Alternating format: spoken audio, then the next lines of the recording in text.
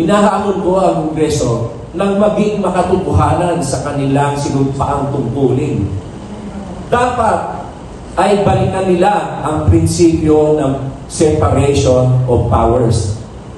Sila ay merong inherent o nakatakda na kapangyarihan upang mag-initiate o gumawa ng hakbang upang amyendahan ng konstitusyon. Hindi kinakailangan nagdiktahan sila ng presidente. Dahil inherent power nila ito. Alalahanin natin dito ang principle of separation of powers between and among the three major branches of the government. One cannot dictate to another. They can only cooperate for the good of the enforcement of the laws that they are enforcing to the country. Yung mga pinapasa nilang batas ay pinapatupad ng Presidente bilang Chief Executive. Ang tagagawa ng batas ay ang Kongreso at ang taga-interpret naman ng batas kung merong question o alanganin ay ang judiciary. Three separate branches of the government, co-equal branches.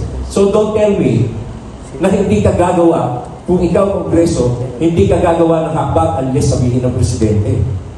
Lalo pa, at ang pag-amyenda ng Constitution, ang final decision will come from the people. Will come from the people in a referendum. So, huwag mo sabihin sa akin na bakit sinabi muna ng Presidente, ganito muna ang gusto niya. Eh, hindi na kayo naggagawa ng sarili ninyong disposisyon. Hindi tama na interpretasyon ng separation of powers of the three major branches of the government. Kaya ako ay nagtataka. Isa ko pang pinagtatakan din, bakit na masyado ang proteksyon nila dyan sa 1987 Core Constitution. Ayaw nilang tumanggap ng suggestion. Ayaw nilang tumanggap ng ideas. Eh kung sa gano'n, tawagin na lang natin yan, committee na yan, ng Committee on the Protection and Preservation of 1987 Core Constitution. Yun na lang dapat na pangalan yan. At itong si Chairman, Honorable Congressman Rufus Rodriguez, ay tawagin na lang natin na Chairman of the Protection of Core Constitution. Yun na lang dapat ang title niya. Ayaw niya tumanggap na ideas eh. Oh. Nandun na ako, no? Naging dig siya. Naging author ng libro. Naging mambabatas. Ako ay hanga sa kanya bilang abogado. Pero nagharap kami sa korte niya. Natalo ko siya doon sa issue ng Ambassador Hotel of the record na lang. Oh.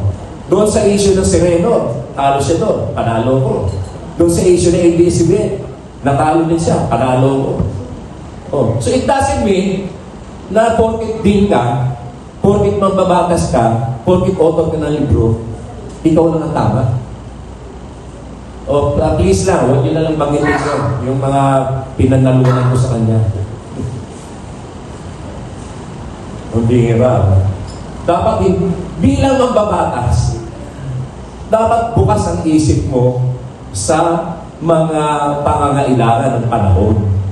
Eh sa ngayon, kailangan natin ng mga bagong industriya upang tayo ay makabangon ng gusto, lalo pa tayo ay galing sa pandemya. Nakita nyo naman on record, and this is proven by data, President Bongbong Marcos is doing everything to uplift our economy. For the first time in the history of the Philippines, nagkaroon tayo ng majority president. For the first time, nagkaroon tayo ng pinamakataas na employment rate. Employment rate na 96 point, tama, 96, 95.6% pala, sorry. 95.6% of employment rate. The highest in 18 years. And the lowest in the last 10 years ng inflation rate, which is 2.8% last January. At ito ay mababa kung ikukumpara during the time of President Duterte na umabot ng 11% ang inflation rate. In just so short a time, in 1 year and a half, na ipababa natin yan ng 2.8%. At ibig sabihin yan, na-arrest natin ang bulusok na pagtaas ng presyo. Yung bulusok na pagtaas ng presyo. Kung mapupunan ninyo, yung mga pangunahing bilihin, aside from the rice, ang lahat yan ay na-arrest natin ang bulusok na pagtaas ng presyo. Kaya nga, ang paraan upang ating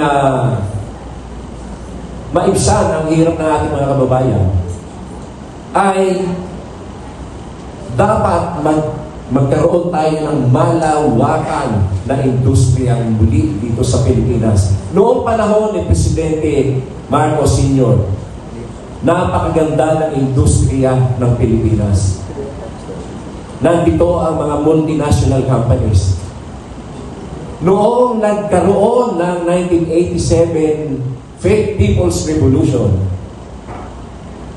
nagsipag-alisan dito yung mga malalaking kumpanya, kagaya ng Adidas, Phelps Dodge, White Westinghouse, Panasonic, mga factory yan yung mga kotse, ang factory. Dati, lahat nandito, 100% dito na nila ginagawa. Ngayon, kulang na kulang ang mga factories natin. Yung paboritong sapatos ni Benedict Abaygal, Adidas, dito ginagawa dati yan. Dito ginagawa. Yung mga t-shirts na kagaya ng Kenny Rogers, yung mga Gap, dito ginagawa yan.